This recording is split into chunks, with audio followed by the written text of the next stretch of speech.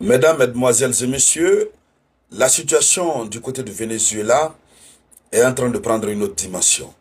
Après les frappes que Donald Trump a eu à exercer sur le territoire vénézuélien, il faut dire qu'il y a eu beaucoup de civils qui ont été envoyés au repos éternel, beaucoup de militaires, oui.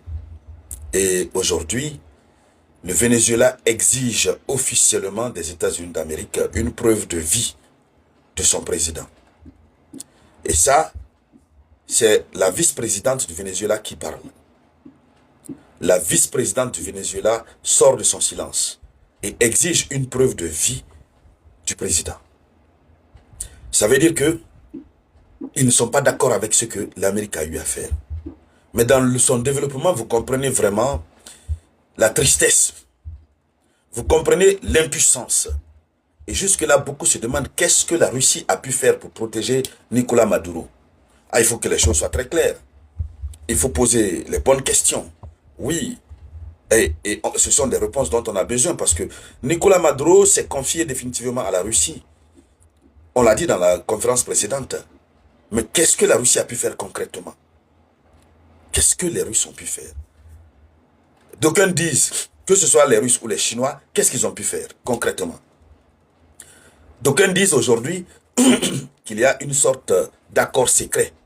Il y a eu une sorte d'accord secret entre la Russie, les États-Unis et la Chine. Oui, pour sacrifier Nicolas Maduro. C'est ce que beaucoup disent. Mais, en tout cas, observer la situation, à voir comment ça s'est passé. Et jusque-là, on ne voit pas de réaction. On n'a pas vu quand même ce que la Russie a fait sur le terrain pendant l'attaque. On se demande. Et on est dans de bons droits de se demander qu'est-ce que la Russie a pu faire pour aider Nicolas Maduro. Puisque la guerre des 12 jours qui s'est passée en Iran, on a tous vu, hein, la Russie est restée tranquille. Mais c'est par après la Russie voilà, a apporté son soutien d'une manière ou d'une autre, et puis on a appris que la Russie avait apporté un soutien souterrain, etc. Donc, la Russie va toujours rester là.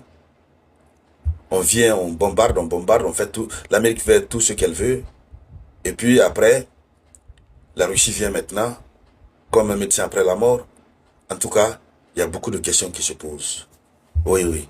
Et ici, même si nous soutenons les Russes, mais on se pose les bonnes questions, hein, les bonnes questions. Parce que ce qui vient de se passer au Venezuela, le monde du Sud global est fâché. C'était un affrontement entre les deux camps. Et voici le camp que nous combattons qui vient de remporter la victoire. Ça fait peur.